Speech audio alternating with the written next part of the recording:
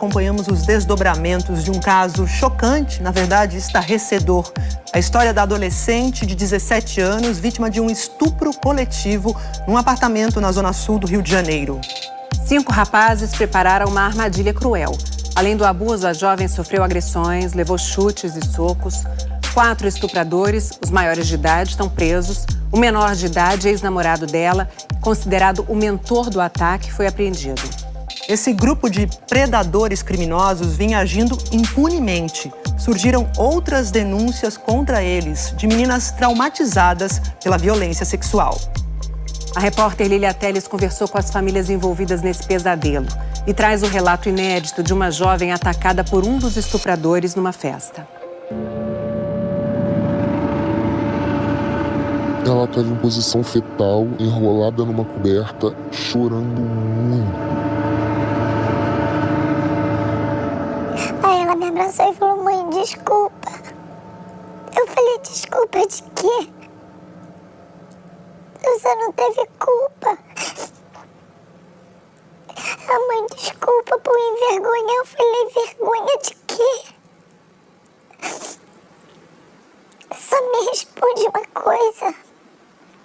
Eu sei tudo o que aconteceu, mas eles te deixaram marcas visíveis. Me ajudou a levantar o vestido dela.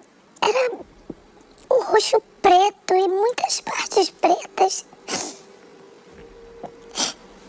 Eu falei: meu Deus.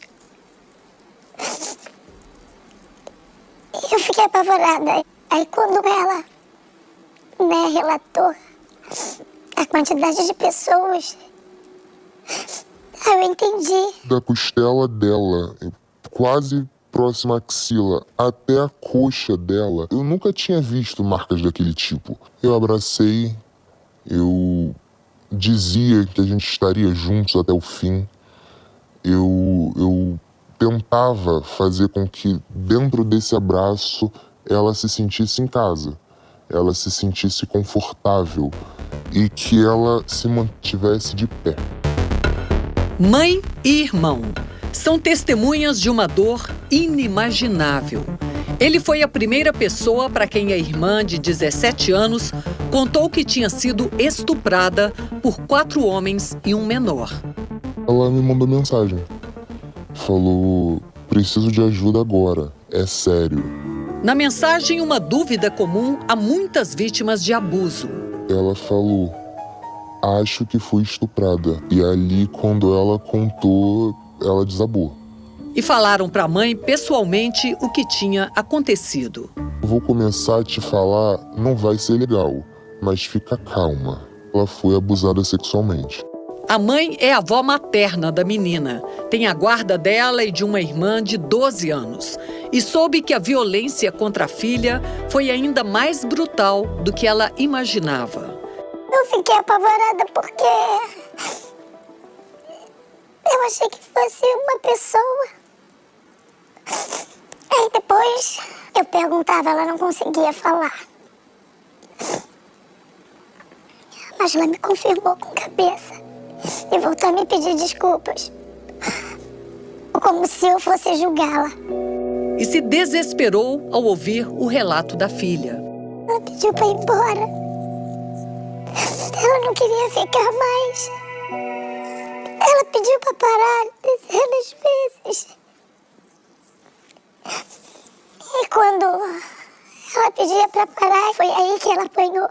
Eles subiram em cima da cama e chutaram ela até ela cair da cama. E continuaram chutando a minha filha. A família denunciou o estupro na delegacia. Falei: doutor, tem menos de uma hora, de repente eles ainda estão lá. Policiais foram ao local para tentar prender os criminosos em flagrante, mas eles não estavam mais lá. O pesadelo que invadiu a família aconteceu no dia 31 de janeiro. A estudante foi até o apartamento em Copacabana a convite de um amigo da escola, também de 17 anos. Os dois estudam no Colégio Federal Pedro II e já haviam se relacionado. Às 7h24 da noite, câmeras do prédio registraram a chegada de 3 dos 5 jovens ao apartamento. Matheus Veríssimo Zoel Martins, de camisa preta com detalhe verde. Vitor Hugo Oliveira Simonim, com a camisa do Flamengo, filho do dono do apartamento. E João Gabriel Xavier Bertô, sem camisa e de bermuda branca.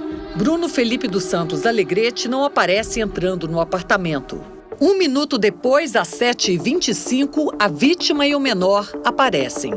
Quando ele abre a porta, é possível ver João Gabriel sentado lá dentro. O Fantástico teve acesso a documentos da investigação com relatos da vítima. Ela conta que foi com o menor para o quarto onde começaram a namorar. Neste momento, os 4 réus, Vitor Hugo, Matheus, João Gabriel e Bruno, invadiram o cômodo. Segundo a menina, o menor tentou convencê-la a ter relações com os amigos dele. Ela afirma que negou o tempo todo. Os estupradores trancaram a porta e imobilizaram a garota. A partir dali, durante 1 hora, os 5 se revezaram sobre o corpo da menina. Um estupro acompanhado de uma sessão de tortura com muitas agressões. Ela foi encaminhada ao IML e o perito deixou muito claro para a gente que tudo que ela narrou aqui em sede policial era compatível com as lesões que ela apresentava. Ela teve lesões nas partes íntimas, nas costas, no glúteo, inclusive havia suspeita de uma fratura na costela. A câmera de segurança do prédio mostra a vítima e o menor saindo do apartamento depois do estupro. Neste vídeo de celular, o menor celebra com os outros estupradores dentro do elevador, num tom de deboche. A mãe de alguém teve que chorar, porque nossa mãe hoje... Essas imagens são chocantes. Faltam até palavras e adjetivos para narrar o que representa esse tipo de conduta. Essa semana, os 4 adultos se entregaram na delegacia. O menor foi o último a se apresentar.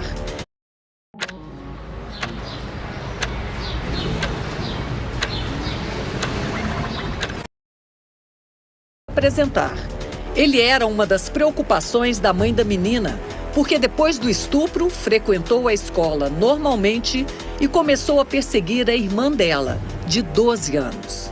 Ele estava rondando ela, mostrando para minha filha, de 17, que se ela abrisse o bico, a minha pequena estava na mira.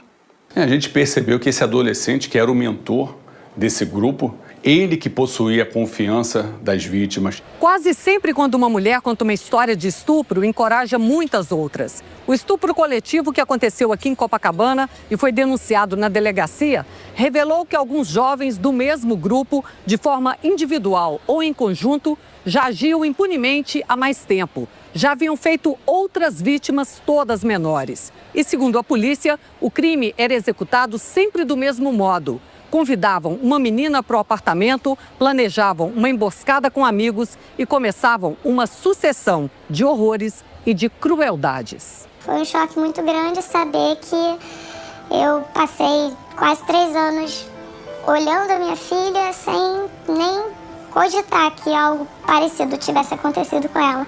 Ela me chamou, pediu para conversar e disse que há 3 anos atrás tinha acontecido a mesma coisa com ela. A filha dela, estuprada pelo mesmo grupo em 2023, só tinha 14 anos. Ela falou que também foi vítima de 2 deles, pelo menos 2 deles. E tinha um terceiro que era maior. Eu só ouvi isso. Eu não tive estômago. Eram moleques achando que aquilo ali, que o prazer deles era mais importante do que o trauma delas. Esta outra jovem, hoje maior de idade, também criou coragem de contar na delegacia o que aconteceu. Segundo ela, foi abusada por Vitor Hugo, seu colega no colégio Pedro II, um dos jovens presos pelo estupro coletivo. A menina tinha 17 anos e os dois estavam se beijando numa festa. Aí ele teve uma hora que ele pediu para eu praticar sexo oral nele. Eu falei que eu não ia fazer aquilo, muito menos ali. Enquanto a gente se beijava, ele começou a tentar empurrar a minha cabeça para baixo. E eu falei, Vitor, eu não vou fazer isso aqui. E aí nisso ele continuou, minhas pernas meio que cederam, eu caí, ele começou a forçar um sexo oral nele. Ele continuava forçando minha cabeça. Quando eu consegui finalmente levantar do chão, que eu tive força para levantar do chão, apareceu um segurança, e foi quando eu consegui voltar pra festa. Eu acho que foi só quando o caso estourou que eu vi, eu falei, tá, realmente aquilo ali foi realmente um estupro e eu preciso realmente falar sobre isso. E a adolescente conta que depois do abuso recebeu mensagens do menor apreendido convidando para ir a um apartamento. Eu não cheguei nem pra casa dele, nem pra casa do Vitor Hugo. Nunca fui na casa de nenhum dos dois. Eu só fui chorar agora e foi não pelo que aconteceu, mas pelo que poderia ter acontecido. Ela acha que houve omissão da escola. Eu sei que o colégio ele já sabia que eles não eram pessoas muito boas, porque eles já tiveram inúmeras suspensões, advertências, afastamento, troca de turno. Eu acho que todo mundo já imaginava em algum momento. Era só uma questão de quando ia acontecer. O Colégio Pedro II informou por nota que todas as denúncias são acolhidas e adotadas as medidas cabíveis. Sobre o estupro coletivo, o colégio informou que abriu um processo disciplinar que poderá resultar no desligamento compulsório dos envolvidos. Para Luciana Temer, presidente do Instituto Liberta, é preciso treinar o olhar de meninos e meninas para a percepção da violência sexual. É extremamente necessária. Eu acho que a formação de meninos e de meninas. Hoje, muitas meninas vítimas de violência sexual, às vezes não se reconhecem vítimas de violência sexual porque essas violências foram naturalizadas. O sociólogo Sandro Justo, professor de uma das unidades do Pedro II, reforça a necessidade da discussão sobre misoginia, que é o ódio às mulheres. Isso deve ser uma das colunas vertebrais de toda a política educacional brasileira. Grande parte desses jovens estão sendo formados, educados por grupos nas redes sociais que propagam livremente todos os dias discursos de ódio contra a mulher.